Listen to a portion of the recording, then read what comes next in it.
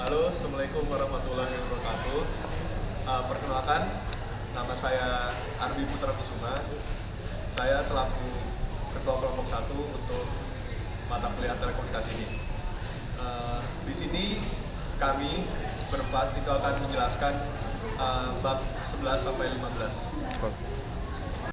Assalamualaikum warahmatullahi wabarakatuh. Saya Setro Dimas akan menjelaskan bab 11 tentang jaringan public switch. Gambaran dari jaringan public switch yaitu awalnya dulu sejak Alexander Graham Bell membuat panggilan telepon pertama. Jaringan telepon telah berkembang dengan pesat. Istilah teknis untuk jaringan telepon adalah Public Switch Telephone Network atau PSTN. PSTN sekarang interkoneksi ke seluruh dunia untuk memungkinkan orang-orang berkomunikasi menggunakan cara yang paling mudah dan paling efektif. Nah, baik, dalam bab ini kita akan mempelajari arsitektur PSTN dan juga membahas teknologi terbaru yang diperkenalkan dalam jaringan tertua untuk memberikan layanan yang lebih digital. Dan karenanya kami deskripsikan PSTN berorientasi pada teknologi digital. Nah, selanjutnya setelah tadi saya menjelaskan tentang gambaran, sekarang kita masuk ke 11.1 yaitu PSTN Network Element. Nah, di dalam PSTN Network Element ada yang namanya subscriber terminal. Nah, yang dimaksud subscriber terminal itu adalah telepon biasa dengan keypad untuk menghubungi nomor. Nah, jadi ini ada kaitannya dengan switch telepon network dan di dalamnya terdiri dari terminal pelanggan, loop lokal, switch atau pertukaran dan batang-batang. Nah, setelah itu dengan menggunakan PSTN, jadi ketika kita memanggil user, contohnya kita memanggil user 1, maka satu pulsa ditransmisikan ke bursa, dan ketika 2 diputar, 2 pulsa dikirim, dan sebagainya. Ketika 0 dipanggil, maka 10 pulsa dikirim. Nah, hal seperti ini yang dinamakan pertukaran menggunakan counter untuk pulsa agar dapat mengenali digit. Tadi setelah PSTN, selanjutnya ada yang namanya local loop. Local loop adalah link khusus antara pelanggan, terminal, dan saklar. Local loop ini menggunakan kawat tembaga yang dinamakan twisted pair sebagai local loop. Di masa depan, Serat sedang direncanakan untuk menyediakan layanan bandwidth tinggi kepada pelanggan. Jadi akan menggantikan tembaga yang dinamakan twisted pair tadi dan digantikan oleh layanan bandwidth tinggi. Nah, di daerah-daerah terpencil dan pedesaan dengan menggunakan tembaga twisted pair masih kurang efektif. Jadi, di mana peletakan kabel mahal atau tidak layak masih tidak memungkinkan untuk ditaruh di pelosok desa. Nah, oleh karena itu di teknologi depan wireless akan digunakan untuk menggantikan kabel-kabel yang masih sulit untuk ditaruh di desa. Dan keunggulannya dari wireless ini adalah memiliki instalasi yang cepat, biaya perawatan yang rendah. Selain itu, juga menyingkirkan kebutuhan untuk menggali di bawah tanah. Oleh karena itu, penggunaan wireless atau WWL juga mengejar bahkan di daerah perkotaan juga digunakan. Nah, selanjutnya ada yang namanya trunks. Trunks itu adalah interkoneksi switch. Berdasarkan pertimbangan lalu lintas serta pertimbangan administrasi, interkoneksi antara switch melalui batang diputuskan. Saat ini sebagian besar batang digital pidato dikonversi ke format PCM, multiplexing, dan ditransmisikan melalui batang-batang T1 atau S1. Jika switch dari kapasitas kecil, maka akan diganti dengan 512 port atau 512 port. Tergantung pada switch yang terhubung, batang dikategorikan sebagai batang intracity dan batang antar kota. The switch saling berhubungan melalui batang, sebagian besar batang digital dan menggunakan format PCM. Untuk membawa lalu lintas suara E1 batang membawa 30 kanal suara. Dan selanjutnya ada yang dinamakan sistem trunking. Nah, di sistem trunking ini ada 2 switch yang terhubung bersama melalui batang. Nah, 2 jenis itu adalah yang pertama batang analog 2. Batang analog 2 kawat yang digunakan untuk menghubungkan switch kecil, dan yang kedua batang 4 kawat. Sama juga yang juga digunakan untuk menghubungkan switch kecil. Nah, jadi pembawa T1 yang pada batang digital, setiap membawa T1 membawa 24 kanal suara. Di Eropa, standar setara tersebut dinamakan sebagai trunk E1. Setiap trunk E1 mendukung 30 kanal suara. Nah, umumnya switch terhubung melalui operator T1.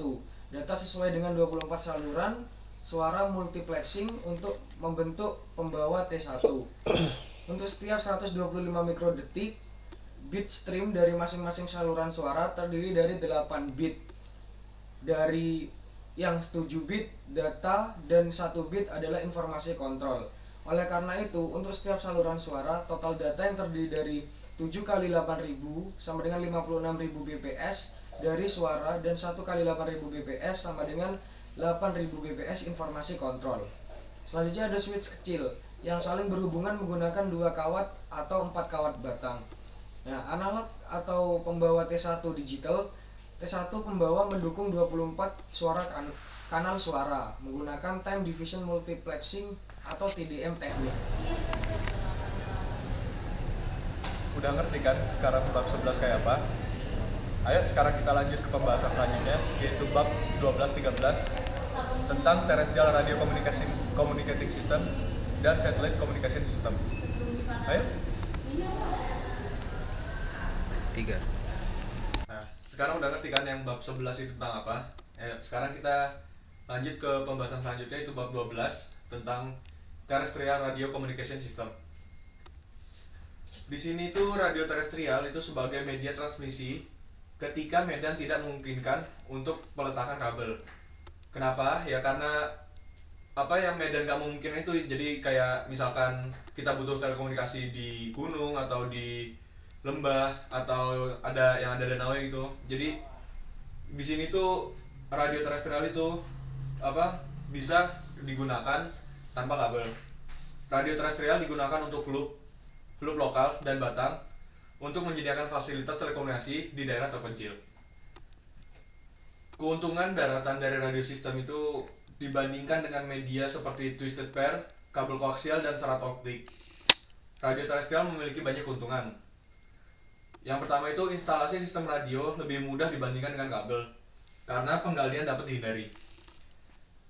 Peralatan radio harus diinstal hanya pada 2 titik, itu di awal dan di akhir. Terus yang kedua itu pemeliharaan sistem radio itu jauh lebih mudah dibandingkan dengan sistem kabel. Jadi misalkan kabelnya rusak, itu kan kita harus nyari di mana kerusakan itu. Nah misalkan di sistem radio ini kita tuh nggak butuh harus nyari kabel ya karena emang nggak pakai kabel, kita cuma nyari di awal dan di akhir bagian mana yang rusak. Terus yang ketiga itu radio itu menyediakan fitur paling banyak seperti misalkan kayak mobilitas pengguna. Bahkan jika pengguna itu bergerak dengan cepat di dalam mobil atau bahkan di pesawat terbang, komunikasi itu masih dapat mungkin untuk dilakukan. Yang keempat itu adalah gelombang radio dapat merambat dalam jarak yang besar. Area cangkupan tergantung pada pita frekuensi. Gelombang HF dapat menempuh jarak ratusan kilometer. VHF dan UHF sistem dapat menutupi hingga 40 km. Dan sistem microwave dapat menutupi beberapa kilometer. Dengan menggunakan repeater itu kita bisa istilahnya menambahkan jarak untuk receiver dapat menerima dari sinyal radio tersebut. Namun untuk mendapatkan sebuah istilahnya fasilitas yang bagus, yang istilahnya bisa kuat di medan-medan yang lain, itu kita memiliki kendala dalam merancang sebuah sistem radio. Yaitu yang pertama itu propagasi gelombang radio dipengaruhi oleh banyak faktor. Medan alam itu kayak contohnya bukit, gunung, lembah, danau, sisir dan lain-lain. Medan buatan seperti bangunan tinggi atau gedung-gedung bertingkat, dan kondisi cuaca, hujan, salju atau kabut.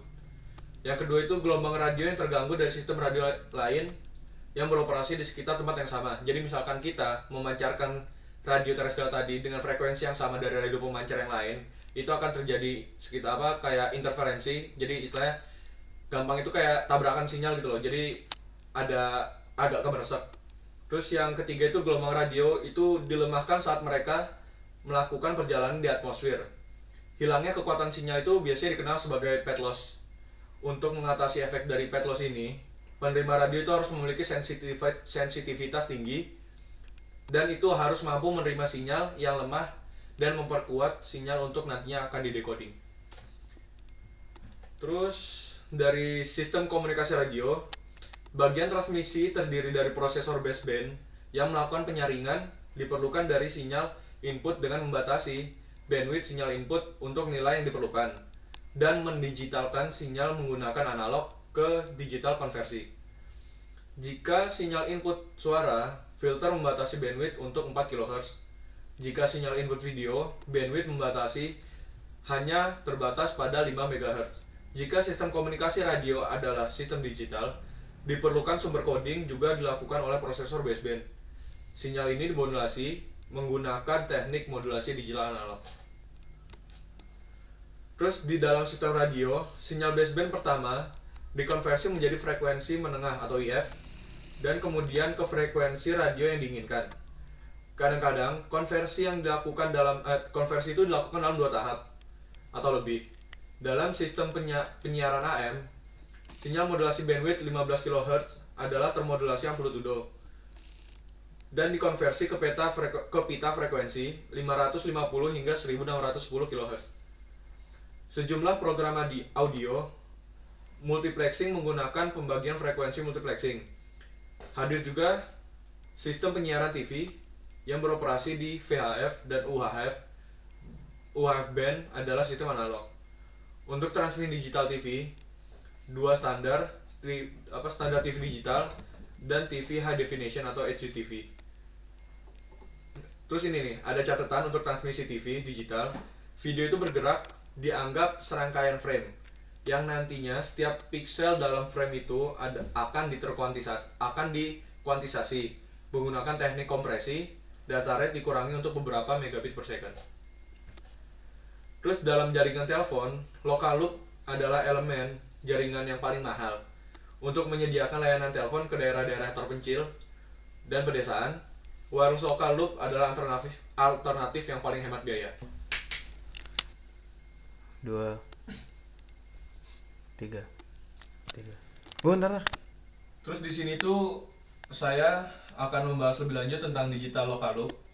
Local loop nirkabel digital menggunakan TDM atau TDMA. TDMA berbeda dengan sistem radio bersama. Sistem ini menggunakan komunikasi digital. Sistem ini terdiri dari sebuah base station dan jumlah remote-nya itu sampai 64. Base station terhubung ke switch menggunakan trunk T1 untuk mendukung 24 kanal suara. Setiap stasiun remote dapat terhubung ke switch kecil di pedesaan.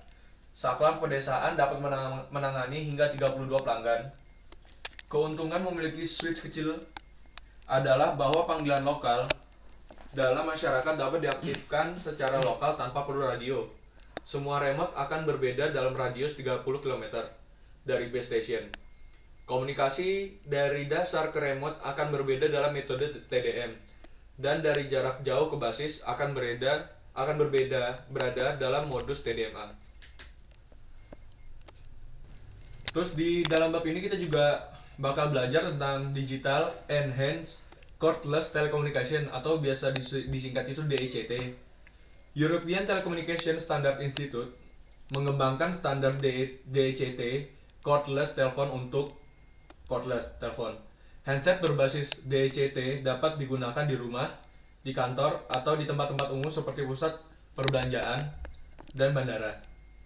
Standar DECT dikembangkan oleh ETSI atau European Telecommunication Standard Institute tadi, memiliki 3 konfigurasi. Itu yang pertama untuk operasi perumahan, yang kedua itu untuk akses ke jaringan telepon dari tempat-tempat umum, dan yang ketiga itu untuk digunakan dalam kompleks kantor. Dalam konfigurasi rumah, sistem DECT beroperasi sebagai PBX, nirkabel dengan 1 base station dan sampai 4 ekstensi. Terus dalam konfigurasi telepoint dari DECT, sebuah handset terhubung ke base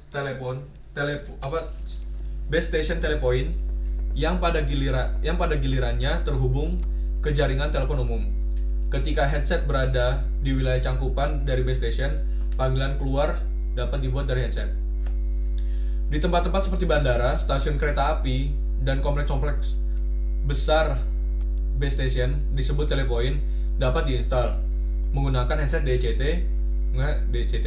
PSTN dapat diakses melalui telepoint tersebut.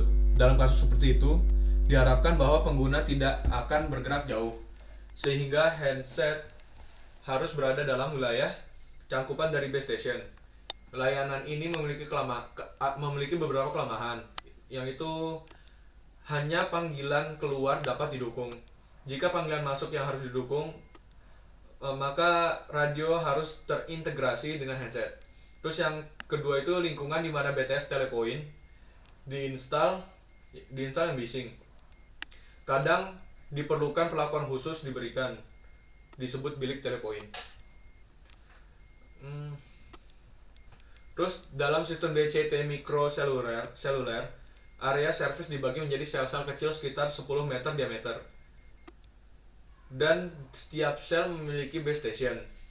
Sebagai orang yang bergerak dari satu sel ke sel lain saat berbicara, handset terhubung ke base station terdekat. Ya, itu pembahasan untuk bab 11. Mari kita langsung lanjut ke bab 12. Ya, itu tadi pembahasan bab 12. Ya, sekarang kita langsung lanjut ke bab 13. Sekarang kita lanjut langsung ke bab 13, yaitu tentang Satellite Communication System. Di sini Satellite Communication System itu menggunakan salah satu dari beberapa teknik akses. Berbagai aplikasi dapat didukung pada jaringan satelit. Beberapa aplikasi khas adalah interkoneksi, jaringan area lokal kantor cabang yang berbeda dari sebuah organisasi tersebar di jarak yang cukup jauh. Interkoneksi PBX, kantor cabang yang berbeda dari sebuah organisasi, menyediakan audio atau video penyiaran dari stasiun pusat dengan ketentuan interaksi audio atau teks dengan pengguna di lokasi terpencil. Jadi seperti contoh, sebuah jaringan berbasis satelit adalah pilihan terbaik untuk menyiarkan konten multimedia ke sejumlah besar stasiun jarak jauh yang didistribusikan secara geografis. Dari hubungan, informasi dapat disiarkan dalam mode TDM dan semua remote akan diterima mode. Saluran berkecepatan rendah digunakan dari remote ke hub untuk interaksi dengan local hub. Terus di sini juga sejak satelit komunikasi pertama diluncurkan pada tahun 1962, sistem komunikasi satelit telah digunakan untuk penyiaran dan telekomunikasi, serta untuk memberikan informasi lokasi. Fitur menarik dari komunikasi satelit adalah ketidakpekaan terhadap jarak. Oleh karena itu, komunikasi satelit adalah cara yang sangat hemat biaya untuk menyediakan fasilitas telekomunikasi ke daerah-daerah pedesaan dan terpencil. Sistem komunikasi satelit beroperasi di C, KU, dan KA band.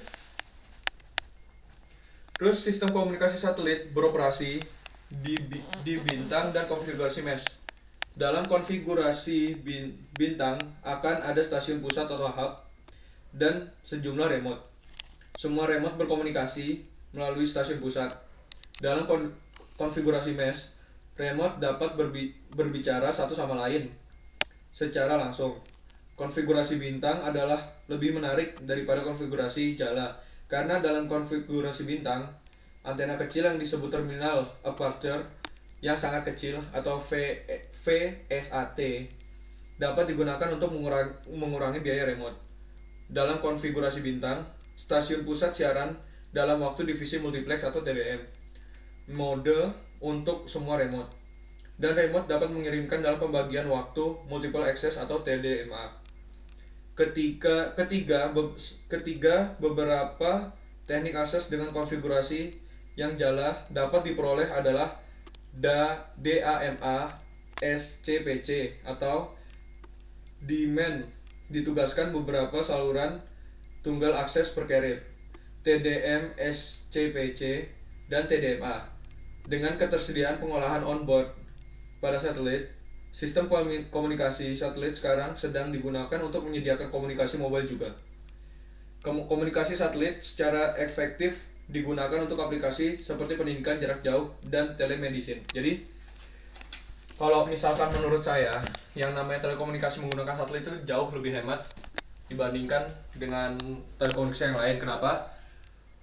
Memang awal lebih mahal, cuma untuk bahan dan cara pemasangannya itu jauh lebih hemat biaya, dan untuk efek kedepannya itu jauh lebih efisien dibanding kabel. Itu dia bab pembahasan 13.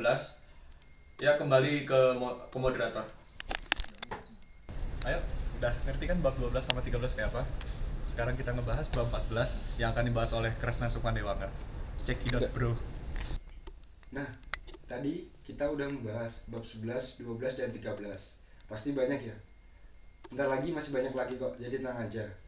Di sini saya Kresna Sukmadewangga bakal menjelasin bab 14, yaitu tentang jaringan optik. Ya udah, kita bahas bareng aja deh. Sejauh ini dari bab 11 dan 12 dan 13 kita telah menjelaskan tentang sistem komunikasi untuk point to point. Sistem jaringan optik adalah sistem transmisi yang dapat membawa sinyal optik pada kecepatan data yang sangat tinggi melalui jarak yang sangat besar. Sebagai teknologi komunikasi optik matang, sejumlah solusi jaringan yang dikembangkan. Selanjutnya, kegiatan standarisasi menghasilkan sejumlah standar internasional untuk mengembangkan jaringan optik. Selanjutnya, jaringan SONET atau jaringan optik sinkron. Jaringan SONET adalah standar yang dikembangkan oleh American National Standard Institute atau ANSI untuk jaringan optik di Amerika Utara. International Telecommunication Union Sektor Telekomunikasi mengembangkan sebuah standar yang sedikit berbeda yang disebut hierarki digital sinkron atau SDH. Standar SDH menentukan bagaimana untuk mengakses single mode serat optik menggunakan antarmuka standar dan bagaimana multiplex sinyal digital menggunakan TDM sinkron. Standar ini menggunakan hierarki tingkat dan antarmuka untuk kecepatan dari 51 MB sampai 31 GB. Jaringan optik sinkron atau SONET adalah standar untuk jaringan optik yang digunakan di Amerika Utara. Sebuah standar yang sedikit berbeda digunakan di Eropa disebut hierarki digital sinkron atau SDH yang tadi. Selanjutnya sinyal hierarki SONET atau SDH.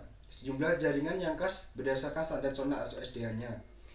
Meskipun jaringan dapat beroperasi dalam topologi ataupun seperti bintang atau mesh, topologi dua ring. Topologi dua ring adalah pilihan yang sangat disukai. Dalam topologi dua ring akan ada dua serat. Salah satu serat akan mengirimkan dalam satu arah dan salah satu serat lain akan mengirimkan dalam arah yang berlawanan. Keuntungan dari topologi ini adalah bahwa bahkan jika satu link gagal, komunikasi tidak akan gagal. Topologi mengarah ke survival jaringan-jaringan yang dapat bertahan bahkan jika beberapa link gagal. Jaringan backbone dapat interkoneksi kota besar di suatu negara. Di setiap kota bisa ada cincin yang beroperasi pada kecepatan yang berbeda.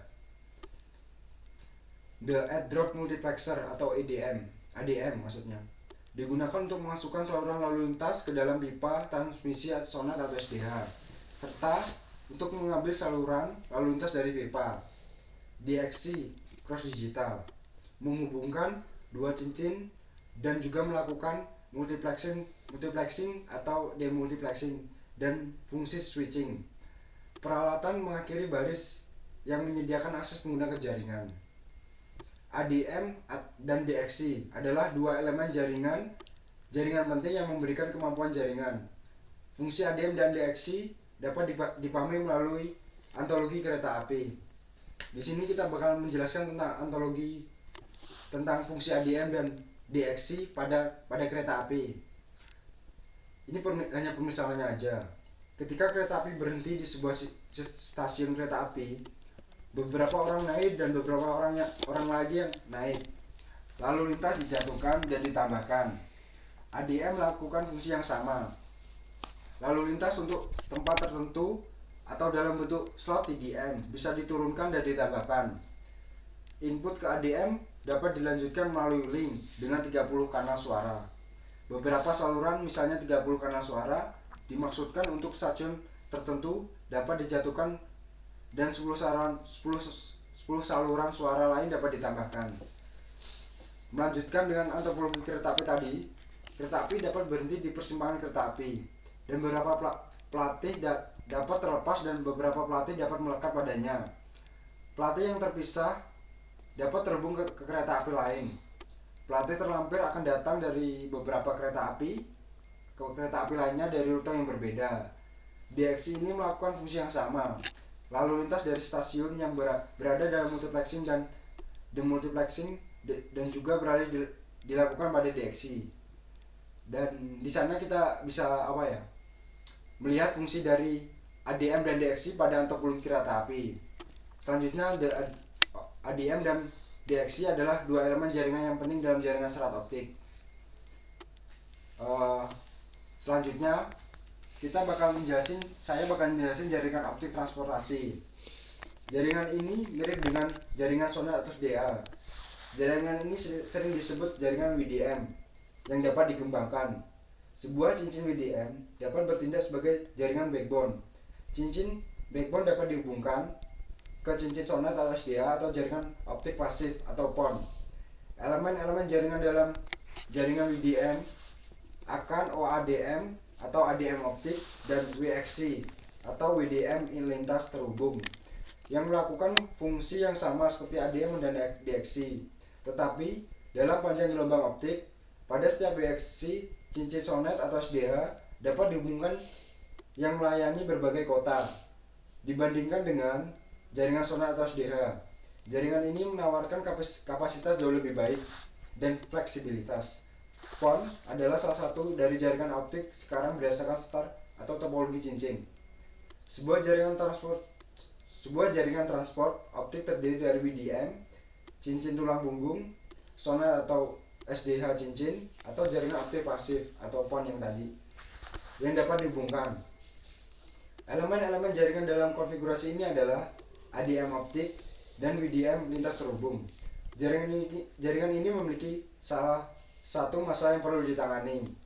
Data perlu diubah dari domain listrik ke domain optik, serta dari domain optik ke domain listrik. Ini panggilan untuk hardware tambahan. Untuk menghindari konversi ini, jaringan semua optik sedang dikembangkan. Penelitian ke arah ini sangat menjanjikan dan produk komersialnya dalam karya. Selanjutnya, layanan broadband atas home atau kantor. Untuk provider layanan broadband ke rumah, kantor, dan sebagainya, layanan akses penuh network atau VSAN kelompok telah ditetapkan oleh operator jaringan berkembang akses optik untuk menyediakan berbagai suara, data, atau layanan video. Arsitektur konseptual untuk jaringan akses tersebut sedang berlangsung pekerjaannya untuk menentukan berbagai standar untuk menyebarkan jaringan tersebut. Arsitektur ini terdiri dari sebuah sistem distribusi optik yang menyediakan koneksivitas ke rumah atau kantor dan lain-lain melalui antarmuka standar jaringan. Jaringan distribusi adalah kumpulan serat optik yang terkait peralatan antarmuka. Dalam kasus serat ke rumah atau serat ke kantor, penghentian jaringan optik yang akan digunakan untuk mana sistem akhir dapat dihubungkan. Di tempat ini, itu tidak layak atau ekonomis untuk menggunakan serat optik di akhir. Twisted pair atau kecepatan yang sangat tinggi digital subscriber line dapat digunakan. Untuk jaringan optik menyediakan antarmuka sesama didasarkan antara pemutus jaringan dan jaringan distribusi.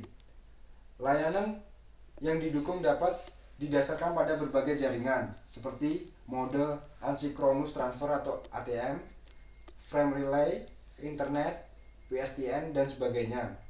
Tujuan akses penuh network sangat jelas untuk mengembangkan sistem di seluruh dunia akses broadband tunggal. Bila kita rangkum, bab ini disajikan kemajuan dalam sistem komunikasi optik. Awalnya serat optik multimode digunakan untuk transmisi yang dibutuhkan regenerator setiap 10 km. Karena regenerator sangat mahal, serat optik multimode digunakan untuk jarak kecil. Dan dengan perkembangan single mode fiber optik, kecepatan data meningkat pesat. Kerugian dalam single mode serat juga sangat rendah. Dan karena regenerator yang diperlukannya hanya untuk setiap 40 km. Division Multiplexing gelombang atau WDM dan WDM padat memfasilitasi pengiriman beberapa panjang gelombang pada serat yang sama. Pengembangan amplifier optik mengakibatkan banyak penghematan biaya. Sebagai hasil dari semua perkembangan ini, komunikasi serat optik per detik kecepatan dapat dicapai. Kegiatan standarisasi untuk jaringan optik mengakibatkan jaringan optik sinkron atau SONET, hierarki digital sinkron atau SDH, standar. Standar ini menentukan hierarki multiplexing untuk transmisi pada data tingkat sampai 39 GB.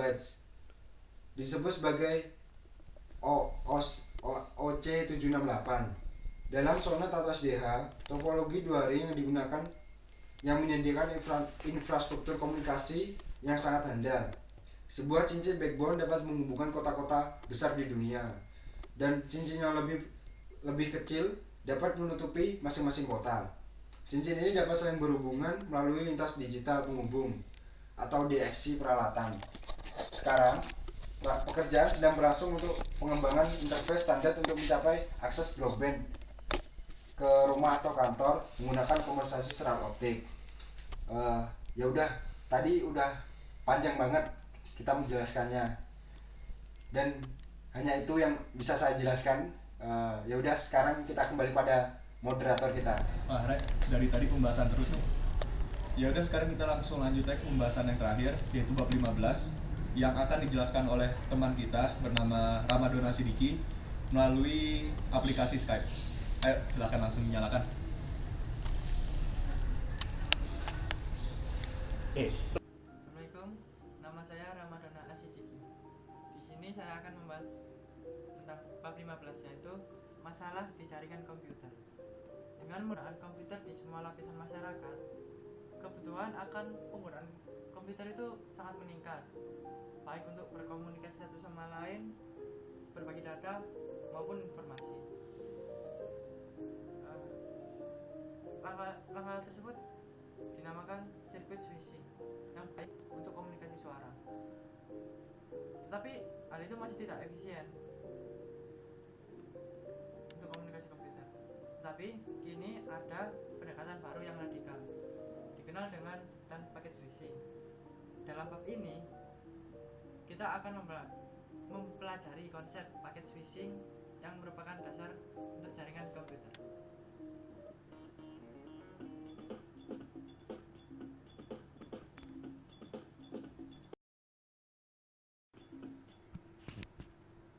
Di sini saya akan membahas tentang materi 1. Materi pertama yaitu tentang pengenalan awal internet. Sejarahnya, ancaman perang antara Uni Soviet dan Amerika Serikat pada tahun 1960 menyebabkan berkembangnya internet. The US Department of Defense ingin mengembangkan jaringan komputer yang akan terus bekerja, bahkan jika beberapa bagian dari jaringan komunikasi dihancurkan oleh musuh. Perkembangan jaringan 4 komputer ditunjukkan pada gambar 15.1. Cek tidak? Apa jadi bang? Langsung.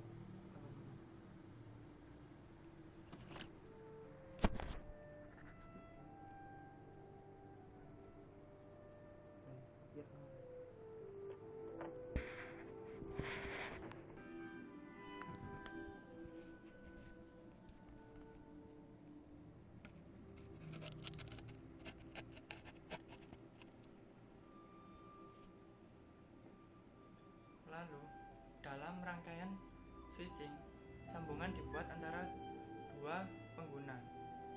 Data ditransfer dan kemudian rangkaian terputus. Jaringan telepon menggunakan sirkuit switching untuk melakukan panggilan suara antar pelanggan. Jika link komunikasi hancur, maka tidak mungkin untuk membuat dua komputer saling bertukaran data. Ini adalah masalah yang melekat dalam operasi switching. Jika kasih alternatif, komputer dapat bertukar data melalui jalur alternatif tersebut, bahkan tanpa sepengetahuan. Hal ini menyebabkan konsep paket switching adalah sebuah konsep revolusioner yang penting untuk komunikasi data. Paket switching digunakan dalam komunikasi komputer. Paket switching memiliki dua keunggulan utama. Komunikasi yang handal bahkan jika beberapa link tidak bekerja. Dan call setup serta pemutusan dapat dihilangkan. Menggunakan konsep paket switching yaitu TCP Transmission Control Protocol atau bisa disebut juga IP Internet Protocol, dikembangkan selama pada tahun 1969 sampai 1970. Ketika bentuk pertama dari internet yang dikenal sebagai DARPANET, yaitu Defense Advanced Research Project Agency Network, yang dikerahkan interkoneksi di beberapa situs Amerika Serikat. Terima kasih.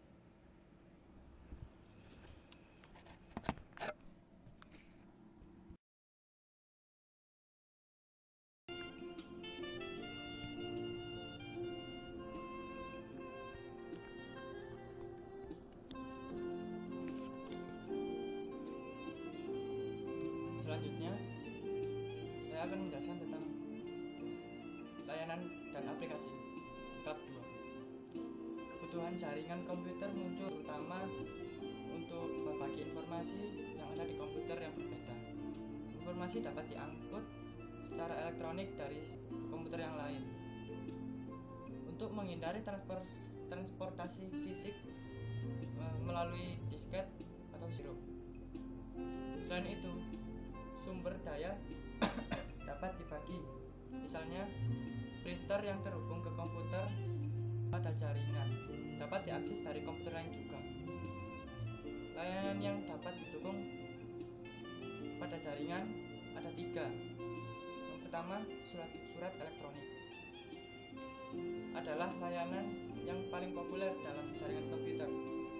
Orang-orang dapat bertukar email dan surat dapat berisi teks, grafik, dan semacamnya. Kedua, berkas transfer. Sebuah file pada satu komputer dapat ditransfer ke komputer lain secara elektronik. Dan yang ketiga, remote login. Seseorang di satu komputer dapat masuk ke komputer lain dan mengakses program atau file di dalam komputer tersebut. Misalnya, orang yang menggunakan PC bisa masuk ke komputer mainframe dan menjelaskan program-program pada mainframe. Itulah bab 2.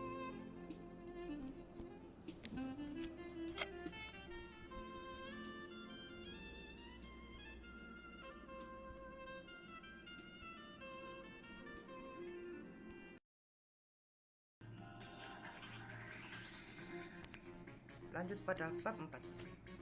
Masalah dalam komputer jaringan. Untuk merancang dan mengembangkan jaringan komputer adalah tugas yang menantang karena ada banyak masalah yang harus dipertimbangkan. Kita ambil 3 isu besar. Yang pertama yaitu wilayah geografis. Daerah yang dicakup oleh jaringan adalah masalah terutama. Yang penting, daerah cakupan dapat menjadi lantai 1 di gedung, beberapa lantai di sebuah gedung, kampus besar dengan bangunan yang berbeda, seluruh kota dengan kantor di lokasi yang berbeda, sebuah negara dengan kantor di berbagai kota, atau dunia dengan kantor di berbagai negara.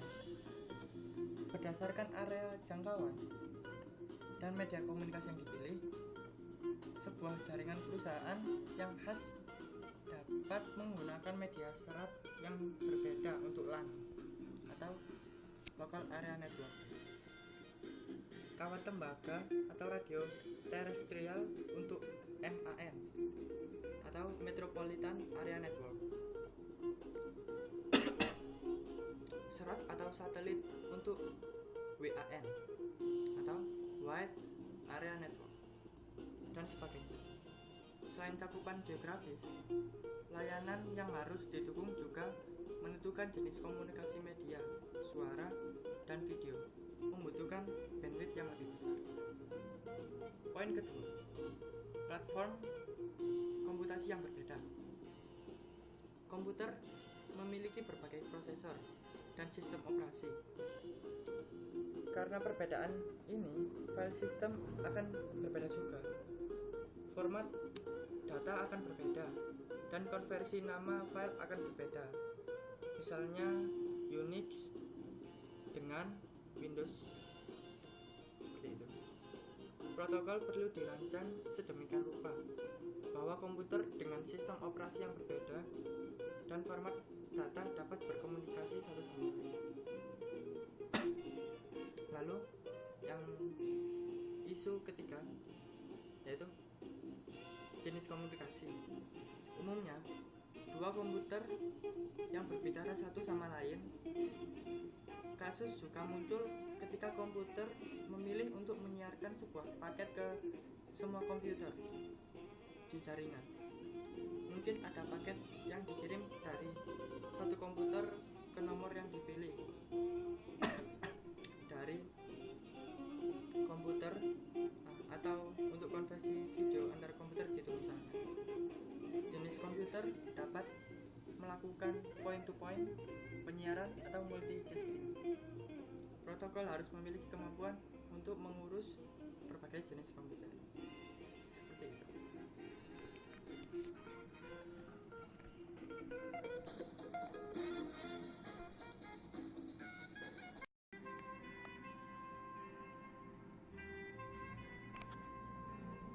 Nah, kita sudah mempelajari 4 bab yang tadi, mulai dari awal berkembangnya internet, lalu ada layanan dan aplikasi, konsep paket switching, serta masalah dalam komputer jaringan.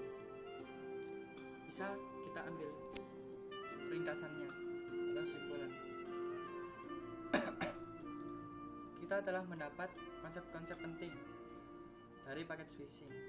Paket switching adalah dasar jaringan komputer. Dalam paket switching, data yang akan dikirim dibagi menjadi paket-paket kecil, dan setiap paket dikirim melalui jaringan. Dalam rangkaian virtual, rute yang akan diambil oleh masing-masing paket ditentukan sebelum transfer data berlangsung. Dalam sebuah rangkaian virtual akan ada tiga pengaturan fase. 1. Panggilan, 2. Transfer data, dan yang ketiga memanggil pemutusan. ATM, frame relay, dan jaringan berbasis X25 didasarkan pada sirkuit virtual.